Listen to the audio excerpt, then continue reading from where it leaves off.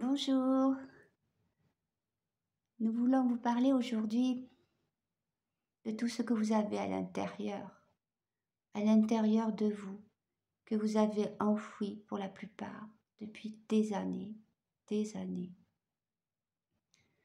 Vous avez une part de vous qui fait partie vraiment intégrante de votre âme et qui a été étouffée, mise au fond d'une poche, mise au fond d'un tiroir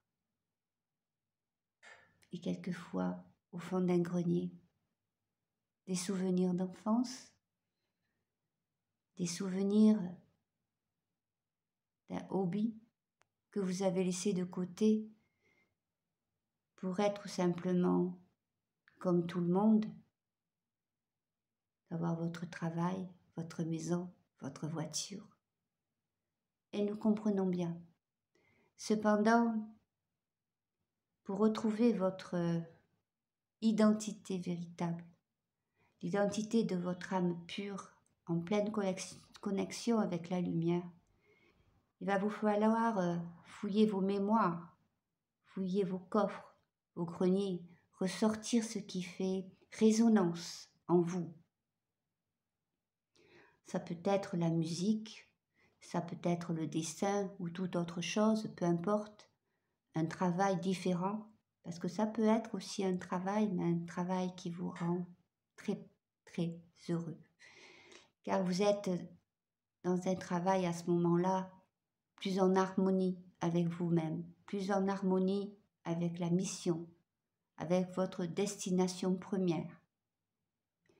Pour cela, il va vous falloir faire un gros nettoyage de fausses valeurs, d'éducation trop stricte, trop canalisée dans un système. On vous a dit, tant par votre entourage familial, votre éducation et la scolarité et le monde du travail, pour ceux qui y sont entrés, pendant des années, quelquefois dans la même boîte, avec les mêmes gestes, les mêmes directives. On vous a donné des directions erronées, ou du moins des directions qui, bien qu'elles ont été des bonnes expériences, elles vous ont toujours appris quelque chose. Des directions qui ont étouffé votre véritable identité, votre véritable soif de réalisation personnelle. Vous devez alors chercher au fond de vous ce qu'est cette réalisation, cette joie, et peu importe ce qu'elle est, ne vous jugez pas et ne vous permettez absolument pas de juger les autres qui verront leur potentiel se révéler, leur hobby se révéler, leur force intérieure, et que peut-être vous ne comprenez pas. Il se peut que ce soit des choses qui vous paraissent niaises, anodines, mais c'est loin de l'être. C'est loin de l'être car une fois que l'on fonce, car nous allons employer ce mot, une fois que l'on fonce vraiment dans la direction qui est la nôtre, qui est la vôtre,